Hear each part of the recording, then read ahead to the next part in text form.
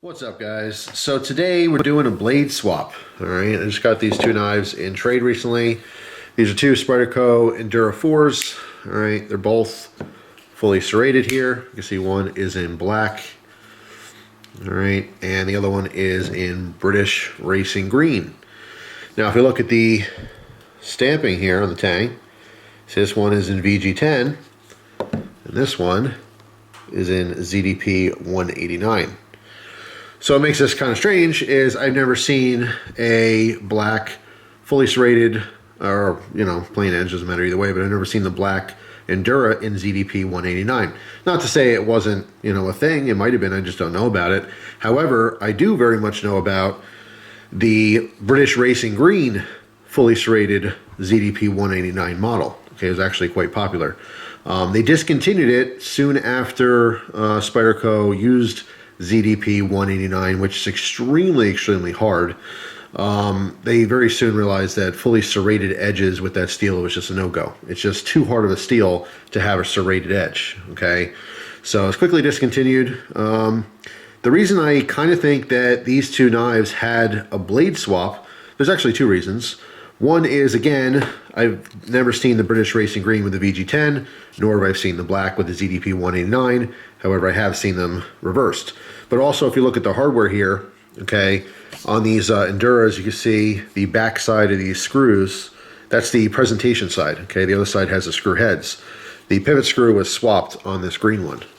All right, you can see the head is on this side, or, the show side. So anyway, long story short, I kind of think that these were originally swapped, so I'm just going to swap them back. So I'm going to start with this green one here first. I have a Torx 9 or T9 for the pivot. All right, so take the pivot screw out. I have everything on this cloth here just so I don't lose any hardware or anything. All right, you can push through to pop out the other side there, the female side. All right, I'm going to swap to a T6 for the body or hardware. All right, you can see that back spring poking out here. Now I can, at this point, take the blade out. All right, well, those washers will fall out when I take the rest of the knife apart. All right, so one body screw. All right, so removed all the body screws as well and popped the knife apart. So we have the blade, we have the two washers, we have the 4 body screws, and we have the front and back pivot screw, okay? So first off, if you didn't know, these are metal lined, okay, which makes it more rigid, especially here around the pivot. All right, so it's not just the synthetic. So if you happen to do any kind of twisting or anything, it really adds a lot of strength to that. You can see these do pop up if you kind of separate them, but not necessary. Leave that together like that. So also the pocket clip is screwed into the liner here. Okay, if you can, see that. So that's what's holding it together. I'd have to take those screws out first. But like I said, I'm not looking to take the liners out. So now, actually, while it's apart, you can see how this lock back works, or back lock, as some people say. So we have a piece of spring steel here, okay, which is just set inside of the handle in that slot. So go ahead and put that back in there. And that's what creates the pressure on this lock. All right, so here's a close-up of how this works, just in case you haven't seen this before. All right, I know a lot of people know about this, but there's people new to knives every day. So you can see the cutout on the back of the blade here, okay, as well as the lock that obviously fits in there. All right, so when this is rotating, it'll snap in right at that point, and then it's locked open. Okay, so you have to depress back here, my finger is, to lift that. Okay, so once you lift that out of the way, then it's able to rotate closed. It's kind of hard to show because there's a lot of tension I have to put in here, plus obviously I'm not keeping the blade right over where the pivot is. Okay, so you can't really see that lifting action like you would, if it was assembled. But that's basically how it works. So really simple design. So at this point, I'm going to put these parts here. I'm going to go ahead and take apart the black one. It's literally the exact same, and then we'll go ahead and swap the blades and put it back together. All right, so now the other one is taken apart. You can see it's identical. I mean, the same set of hardware. It's literally the same knife. We just have different blade steels here and different color handles. But other than that, everything's the same. So real quick, I just want to show you this. On this one, these parts came off. Okay, so the lock bar came off, this piece came out, and that pin came out. Now, of course, this could be scary for some people if you never took knives apart before.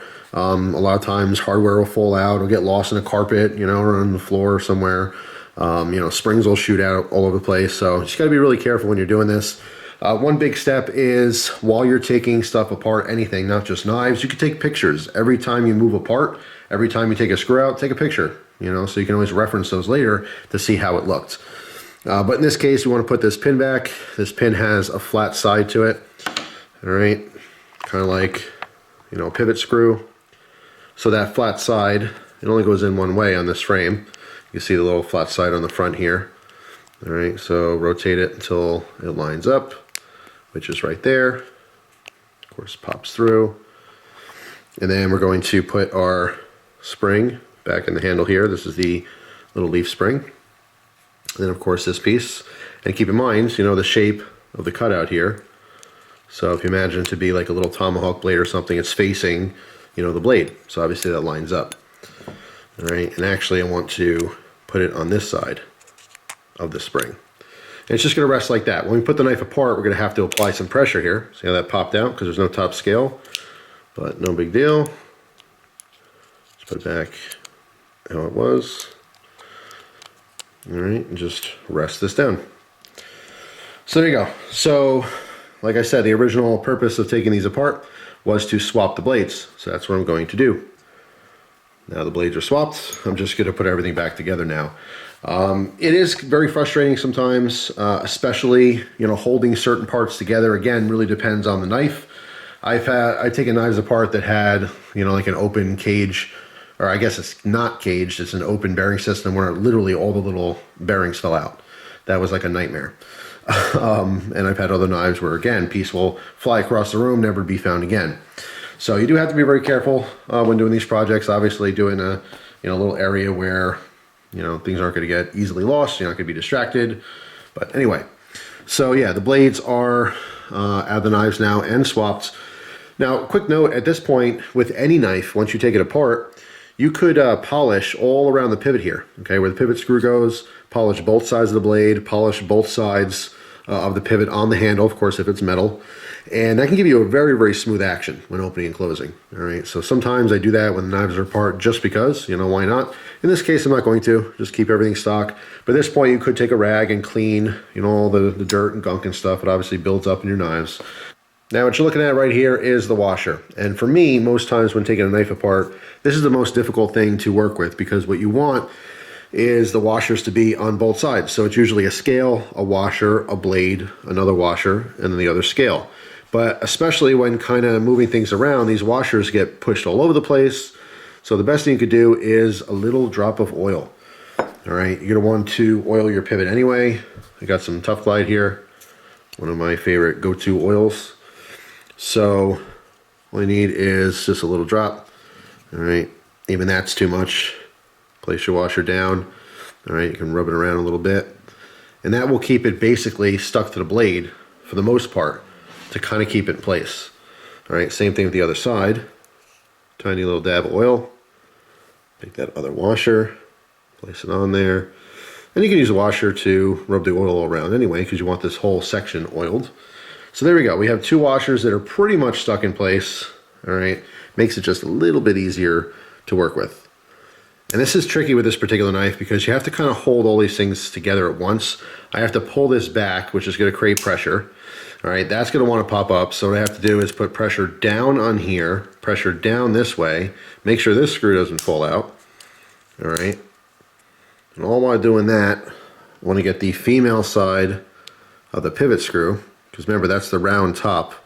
That's what we want on our presentation side. And pop that through the frame on the pivot. So now I can take the blade, make sure both those washers are where they're supposed to be.